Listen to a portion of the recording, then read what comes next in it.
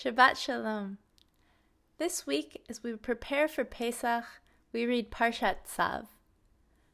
This parsha carries on our themes of sacrifices from last week and focuses on the roles and compensation for Aaron and the priests. We hear about how they should prepare offerings, what they should wear, what they're permitted to eat, and how they should celebrate their ordination as priests. One of the priestly responsibilities comes in the 6th verse of the Parsha.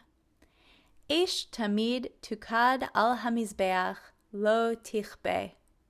A perpetual flame shall be kept burning on the altar, not to go out.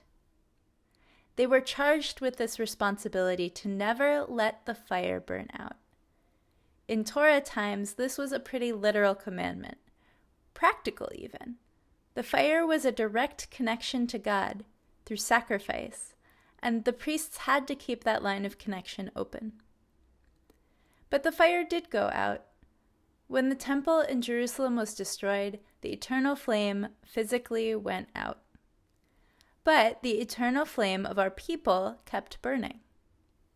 In fact, it still burns to this day. We have symbols of the eternal flame in many of our congregations above the ark with the Ner Tamid, but even beyond that, there's a flame that burns inside each of us. A flame of memory, a flame of tradition, a flame of connection. We each have taken on a piece of the priestly responsibility not to let the light go out. Some may say that the rabbis took on the priestly roles, and it's their job to keep the flames burning. Well, I could see where people may get this idea. I'd have to disagree. While a rabbi may set up the metaphorical altar, each person must bring their own flame. Judaism doesn't continue to survive because of the rabbis. It survives because of a connection we can all feel to a past, to a tradition, to a people, to something greater than ourselves. Passover, a holiday celebrated in our homes around the dinner table with family, friends, and anyone who needs a place to go, is the perfect example. It's a holiday of telling a story, of internalizing our story, of stoking our flames, and building on our collective memory. No priests or rabbis necessary.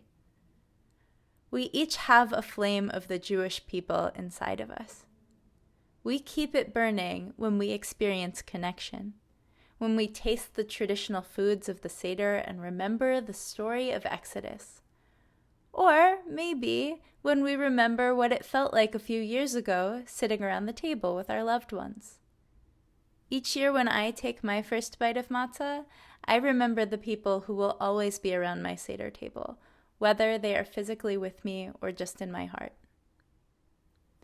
This Passover, may we all feed our eternal flames with stories, with songs, with gefilte fish, however we can feel the connection. As we say at the end of our Seder, next year in Jerusalem, next year together around the table, next year safe and healthy wherever we may be. Next year, may our fire still be burning.